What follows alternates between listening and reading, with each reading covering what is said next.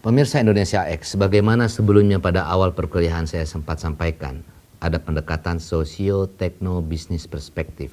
E-government juga diharapkan untuk menjawab hal yang namanya bukan hanya evolusi masyarakat, tapi pengharapan masyarakat. Sebelumnya kita sudah bahas, ada desakan globalisasi, ada pendekatan tentang aspek keuangan yang lebih efisien, ada perubahan masyarakat menjadi masyarakat informasi, tapi lalu bagaimana dengan harapan-harapan yang diminta oleh masyarakat? Semakin dekat pemerintah dengan masyarakatnya, maka masyarakat lebih gampang untuk menyampaikan permasalahannya, dan pemerintahnya lebih cepat, lebih responsif, karena telah menjadi semakin terintegral antara administrasi-administrasi negara tersebut dan hubungan yang menjadi efisien dan lebih dekat. Dengan kata lain, telah berubah dari bentuk yang negatif feedback semula menjadi positif feedback. Komunikasi yang baik antara warga negara dengan pemerintahnya adalah merubah yang namanya celaan publik, marahan publik, marahnya warga negara menjadi tersenyumnya warga negara. Jadi sebagai administrasi negara ya kita harus hilangkan jauh-jauh sifat yang lebih hanya berpikir kuasanya saja, tapi kita harus berpikir bagaimana melayani masyarakat dan merubah dari masyarakat yang marah-marah kemudian menjadi masyarakat yang tersenyum dan menghargai bagaimana si administrasi negara tadi telah menjawab kebutuhan masyarakatnya. Sehingga tersinggungnya aparatur negara dimaki-maki oleh warga negaranya, sekarang mah sudah tidak lagi jadi zaman. Dulu setiap ada aparatur, masyarakat menunduk-menunduk. Tapi sekarang mungkin berbeda lagi. Aparatur harus menyediakan diri, mukanya kalau perlu disambitin telur oleh warga negaranya. Kenapa? Karena dia harus mempertanggungjawabkan, merubah negara ini dari bentuk yang sangat birokratis tadi menjadi lebih friendful buat masyarakatnya. Jadi berpikirnya bukan hanya masyarakat mendatangi negara, tapi negara mulai datang mendatangi masyarakatnya untuk memperbaiki hubungan itu. Artinya dari government driven ya, kemudian menjadi bentuk user centric oriented. Tidak hanya berpikir bahwa secara elektronik masyarakat yang datang ke situs-situs pemerintah, tetapi bagaimana pemerintah membangun situs-situs yang lebih menjawab, lebih dekat dengan masyarakatnya. Melengkapi paradigma telah bergesernya dari government oriented tadi.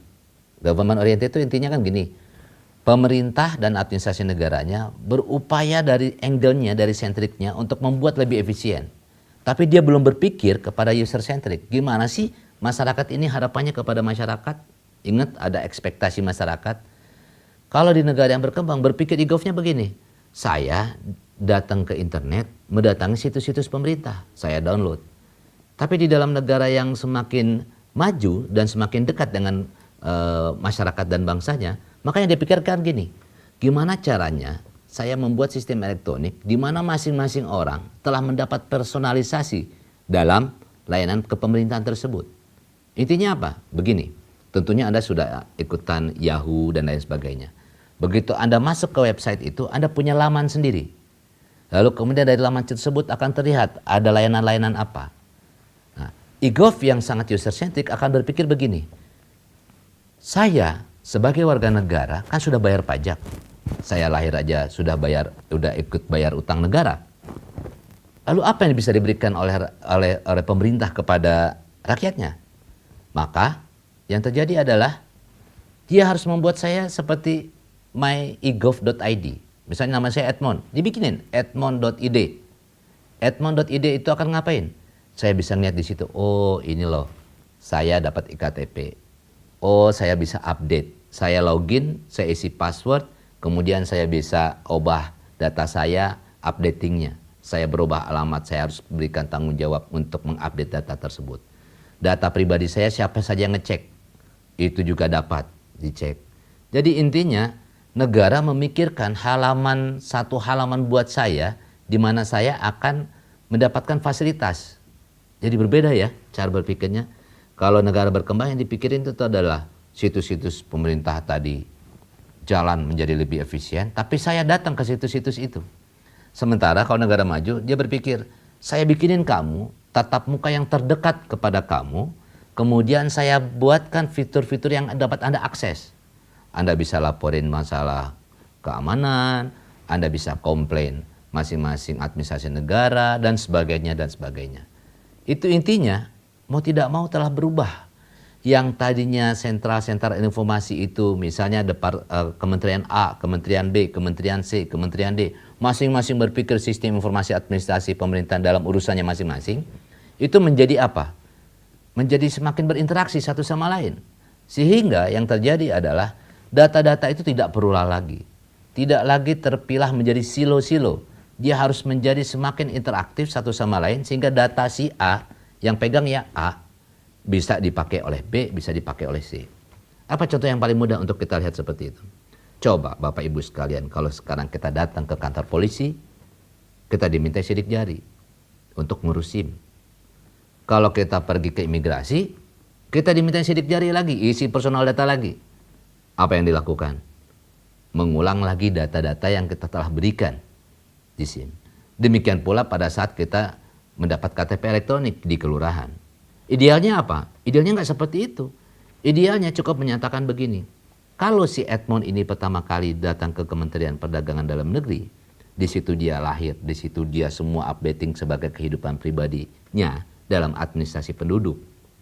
Maka dengan sendirinya, kalau besok saya pergi ke kepolisian untuk ngurus SIM, saya cuma tinggal menyebutkan nomor induk kependudukan saya. Kemudian saya login, saya katakan Bapak udah bisa akses lihat data pribadi saya. Atau saya katakan gini, Pak, Bapak bisa saya cek NIK saya ini, kemudian Bapak bisa ambil data pribadi itu. Artinya saya setujui untuk data itu boleh diperiksa. Atau saya ngurus lagi ke pajak. Pajak nanya lagi, Edmond bagaimana? Saya nggak perlu isi data lagi. Saya sebutkan nomor ini, pajak langsung mengakses data di kependudukan. Demikian pula dengan imigrasi. Alangkah indahnya negeri ini bukan kalau misalnya sistem elektronik tadi yang tadinya pisah-pisah itu jadi semakin menyatu. Pemirsa Indonesia X sekalian, coba amati berapa anggaran negara yang keluar untuk belanja TIK. Berapa anggaran negara yang keluar untuk dia cuma berpikir ada email. Masing-masing nanti setiap organisasi punya anggaran TIK yang besar-besar. Padahal ada satu yang bisa disentralkan, yang bisa dibagi, di-share. Jangan-jangan itu lebih efisien buat negara. Aplikasi-aplikasi yang namanya sistem informasi perkantorannya masing-masing itu. Ketimbang kita harus belanja license perangkat-perangkat aplikasi e-gov yang dibuat oleh luar negeri. Gak ada gunanya. Yang lebih bagus adalah kita membuat sistem elektronik yang menjawab kebutuhan kita sendiri. Bukankah teknologi yang baik itu adalah kita belanja, pemanfaatannya sesuai dengan diri kita. Bukan kita belanja tapi di-lead oleh style dari satu teknologi. Belanjalah teknologi sesuai kebutuhan. Kita sudah membahas dua hal itu tadi. Bagaimana government driven berubah menjadi user centric. Yang kemudian dari silo-silo resources menjadi sharing resources. Dan yang berikutnya kita bicara soal pelayanan. Pelayanan yang tadinya cuma berpikir internet diakses lewat internet. Sekarang dengan berkembangnya teknologi menjadi ubiquitous servicesnya. Poinnya seperti apa? Dulu nyalain komputer untuk melihat indonesia.go.id informasi publik. Sekarang enggak dong. Saya punya mobile telepon, saya bisa baca di sini. Pelayanan-pelayanannya hampir sama dengan e-commerce ya. Masuk ke dalam situs belanja, sekarang kan sudah bisa kita lihat di application store. Intinya, ubiquitous services, pelayanan itu tidak hanya tergantung pada suatu moda komunikasi tertentu, tapi juga semakin convergence sesuai dengan komunikasi perkembangan teknologi informasi dan komunikasi.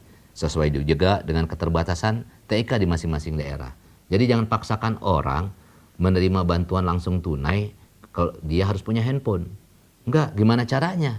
Ada yang masyarakatnya masih belum tumbuh, ya situasi negaranya, situasi daerah juga misalnya TIK infrastrukturnya belum bagus, dia tetap harus menerima layanan negara dalam bentuk yang konvensional.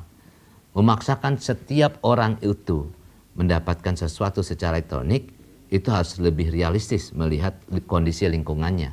Kalau kondisi lingkungannya belum bisa, ya belum bisa. Coba perhatikan beberapa tahun yang lalu, kita pernah melihat bahwa pemerintah daerah menggebu-gebu untuk tumbuhnya electronic voting. Tetapi faktanya mungkin tidak semua sampai ke daerah-daerah fasilitas infrastruktur teknologi informasi dan komunikasi itu. Kemudian pemerintahan di Jemberana, pemerintahan daerah Jemberana melakukan judicial review terhadap undang-undang pemerintahan daerah, di mana pada saat pemilu kada itu dikatakan bahwa yang namanya orang menyampaikan suara dengan cara mencoblos kertas suara. Kalau sudah elektronik, apanya yang dicoblos lagi? Kan orang tinggal touch screen. Di sini Mahkamah Konstitusi Republik Indonesia telah memberikan putusan yang namanya conditionally unconstitutional atau sesuatu dianggap inkonstitusional jika syaratnya terpenuhi. Misalnya, masyarakat telah tumbuh berkembang, elektronik KTP telah bagus dan kemudian bisa dipakai kemana-mana, bisa dipakai untuk semua pemanfaatan maksud saya. Lalu sistem pemerintahan untuk e-voting juga sudah tersedia. Maka pada saat yang seperti itu, ketentuan undang-undang yang menyatakan mencoblos suara dengan mencoblos surat, penyampaian suara dengan mencoblos surat itu dianggap inkonstitusi dan masyarakat masuk ke dalam evolusi yang berikutnya, itu menyelenggarakan suaranya, menyampaikan suaranya dalam pemilihan umum dengan elektronik atau yang disebut dengan electronic voting. Jadi setidak-tidaknya kita akan melihat selain kita bicara evolusi, 3 karakteristik hubungan telah mendesak perubahan-perubahan sesuai dengan perkembangan zaman, user-centric, efisiensi finansial dengan cara share resources, lalu kemudian interaktif dengan pengharapan masyarakat dalam suatu pelayanan yang dapat diakses dari semua saluran komunikasi, semua saluran teknologi yang ada sesuai dengan karakteristik dan dinamika daerah masing-masing. Kita akan lanjut lagi materi berikutnya.